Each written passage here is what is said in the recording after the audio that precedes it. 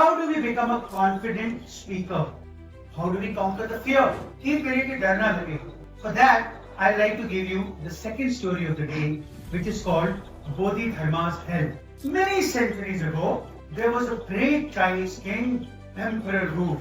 He was a very kind king and he was spreading Buddhism in China. So he was building monasteries, donating to people, helping them become better and improving the society. But the king was very restless. He always used to think, when will I get my reward? I'm doing so much good. When will I be at ease? So his courtier said, sir, there is a very wise man in India called Bodhidharma. He has answers for all the questions, so please invite him. So the king sent an invitation and it took many months. Those yester centuries, Bodhidharma finally came to China.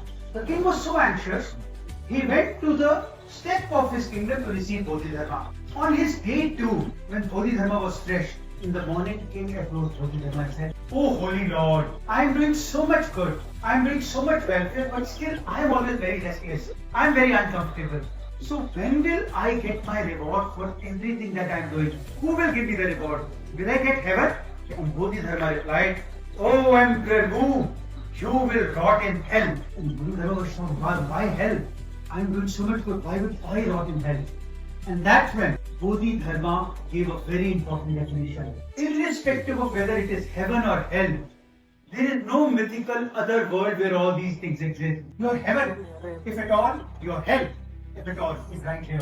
And the one important definition which Bodhidharma gave is, what else is hell but doing the right thing, knowing that it is the right thing to do, but still waiting for somebody else to give you reward for it. So hell, my respected friends, is nothing else but that situation when you are doing what you know is the right thing, but still suffering restlessly कि कोई आके award देगा मुझे उसका. And as a corollary, heaven is nothing else but doing the right thing to do, doing it to the best of your abilities, and then not waiting for anybody else to give you the reward, because the act of doing the specific task is your reward in itself.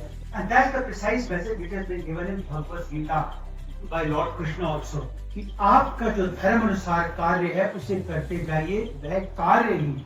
As we start our second module on who is the great speaker, what is charismatic oration? The definition of charismatic oration is nothing else but going there fearlessly. सूरा सो पहचानिए जो लड़े दीन के हे, पुरजा पुरजा cut मरे कबो न ठाड़े के.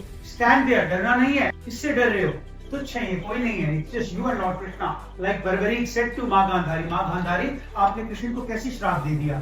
इधर भी कृष्ण थे, उधर भी कृष्ण थे. तीर भी उन्होंने चलाया, खाया भी उन्होंने. So once you realize that you are addressing nobody else but Lord Krishna, then the fear goes away. But you have to realize one more thing, that this is the dharma, this is the right thing to do. I don't know how rich your father is.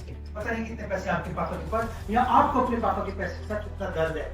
So these are the two variables. But assuming your papa has typical, let's say middle class, upper middle class money, and you have paid for it, so वो जो आज का नया बच्चा बोल रहा था कि मैकेंजी नौकरी में 60 लाख का इंटरव्यू लेनी है आपको, और वो मैकेंजी की नौकरी खाली सीधी पे से नहीं मिलेगी, it will come to public speaking. So once you stand there today, knowing that you are doing the right thing, and the act of doing the right thing is the reward itself, दूसरों का डर मिट जाता है.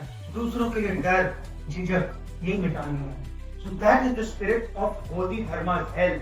That if you come here today and you are afraid of what others will say, then you are still suffering in hell. कोई नहीं चाहिए आपको और नरक में चढ़ाने के लिए, खुद ही चढ़ रहे हो.